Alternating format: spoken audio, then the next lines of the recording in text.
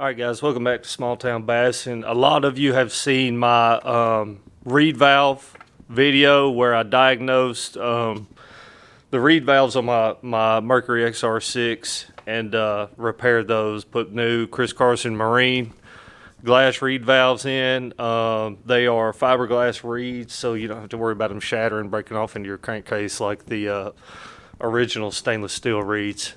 What we're going to do now is we're going to install the stuffer kit in the crankcase. So I ordered the stuffer kit when I bought the reeds a while back. I wanted to wait on this so I could measure the increase in performance with each mod, and the reeds really do help a lot. I get a lot more power, a lot cleaner idle, a lot smoother top end. It just sounds better overall, and it feels better. It's a lot more power. Now we're going to do the stuffer kit.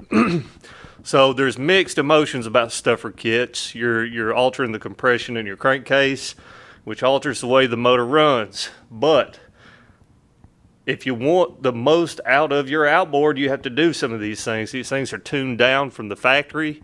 You can do some minor things to increase the performance of your pretty much stock motor. So I'm doing this with the 2005 Mercury Xr6. It's a 150 horsepower motor, but it really gets about 170 horsepower. When they released these motors, they were restricted by horsepower for like the Bassmaster Series tournaments and all that. So they released a motor that would suit the professional bass fishermen at the time and give them a little more power on the sneaky side. And that's the motor I have, and I'm just going to try to tap into all the available power without shaving heads, without tuning my exhaust, boring out my exhaust, all that stuff. But we're going to get into it, and I'm going to take you step by step what I'm doing to install the stuffer kit in my crankcase behind the reed valve. So y'all stick around.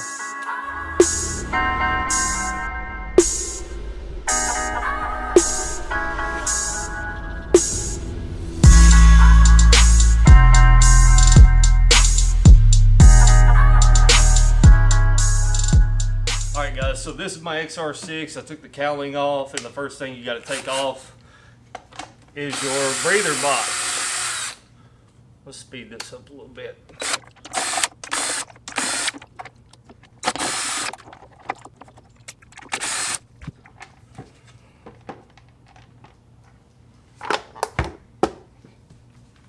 Alright guys, you pull your breather box off. Now you've got access to your carbs.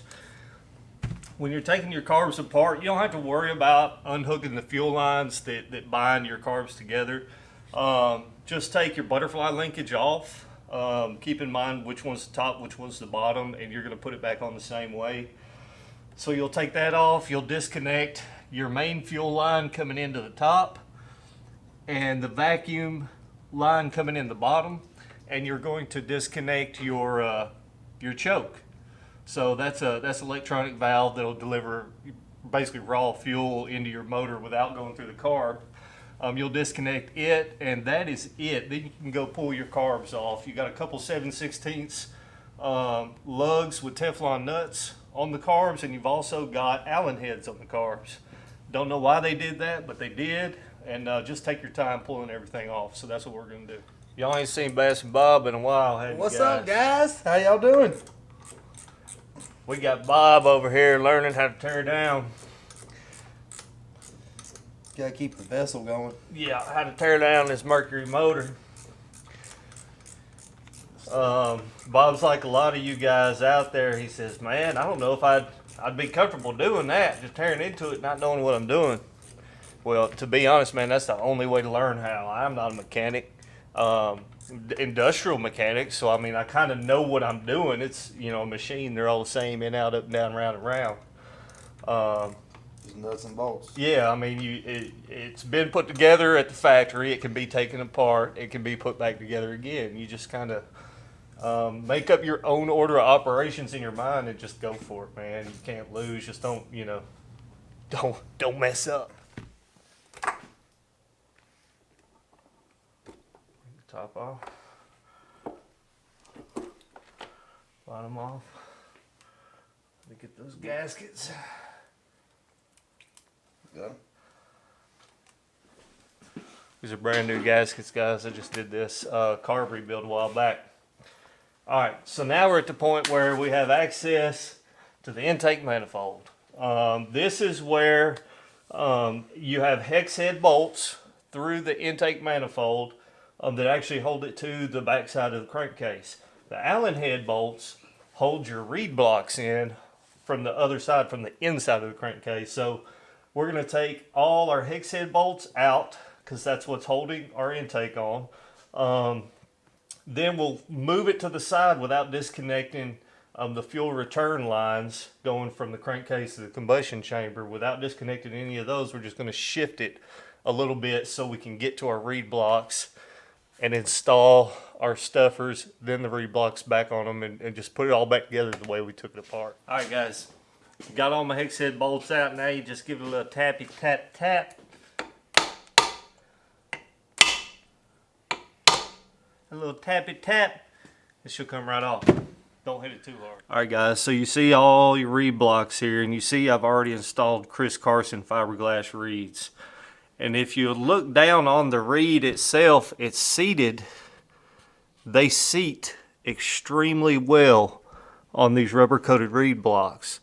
I hadn't had any issue yet. It is a complete seal when this thing goes on its compression stroke, and they close completely.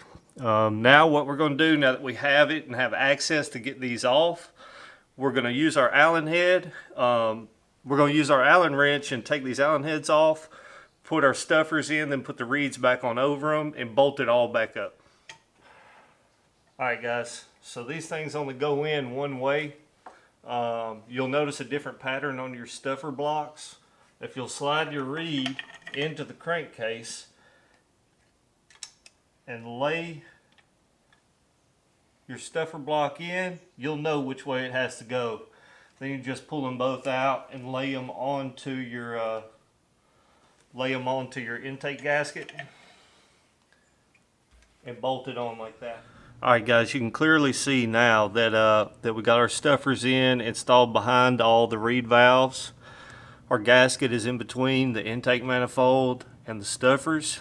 We're fixing to put it back on. We're going to make sure the gasket's clean before we seal it again. Make sure your crankcase is clean. We're going to get a good seal and put everything back on the way we took it off.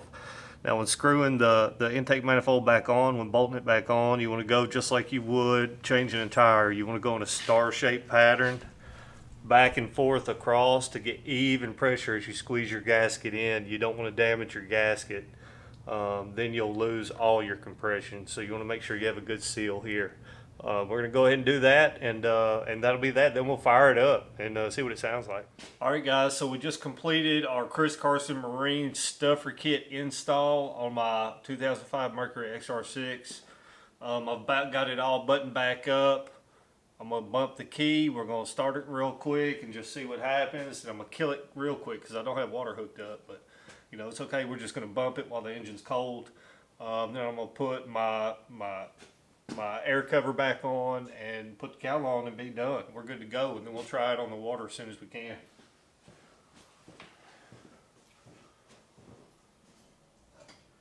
Fire in the hole!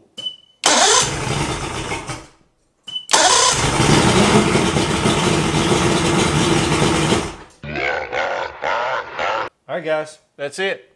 Thanks for watching. Go check Chris Carson Marine Products out. Putting the link in the video, guys. He makes some amazing reed valves and high performance kits for your motors without having to shave heads and do stuff like that. So go check him out, chriscarsonmarine.com. And until next time, you keep on fishing.